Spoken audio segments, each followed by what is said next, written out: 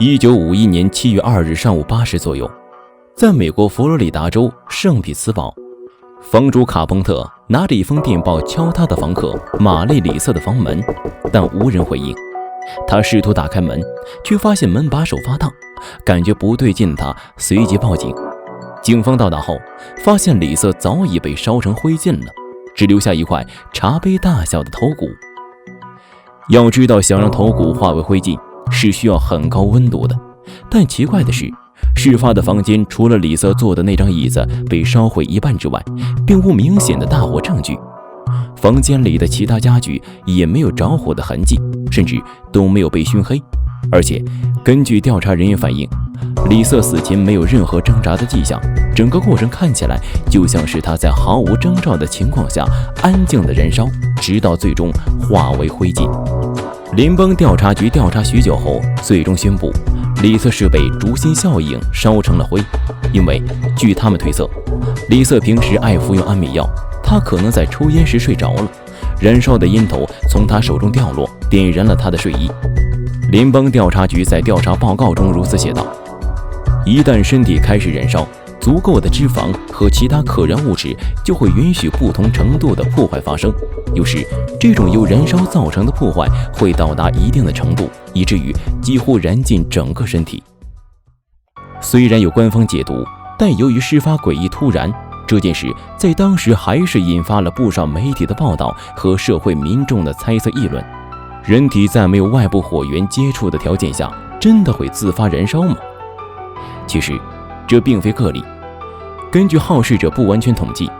关于人体自燃现象的记录竟高达200多起。时至今日，有关的文献更是层出不穷，记载也更为详尽。其中最早的记载甚至可以追溯到17世纪的一份医学报告上。据悉，在1673年法国的一份医学资料上，一位法国医学家发表了一个关于人体自燃的案子，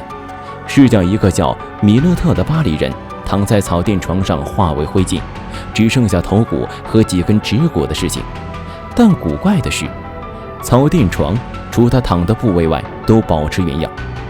1744年，在英格兰的伊普斯威奇城，有一位60岁的帕特夫人也死于人体自燃。她被女儿发现死在自家地板上，躯体如同一段被烧光的木头。同样的，帕特夫人父亲的衣物完好无损。尽管绝大多数人体自燃事件都是受害者在家中突然毫无征兆地被烧死，但一些人体自燃事件则是发生在室外，且其很有可能是一些科学无法解释的外部因素所致。比如在2007年12月，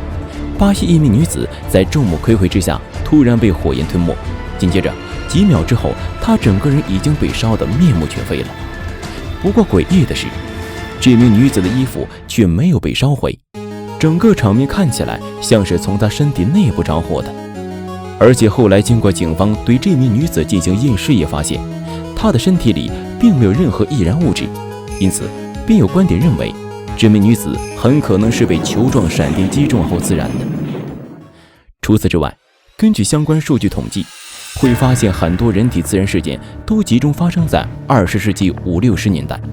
而其中一些人体自燃事件则是受害者被怪异的蓝色火焰所烧死。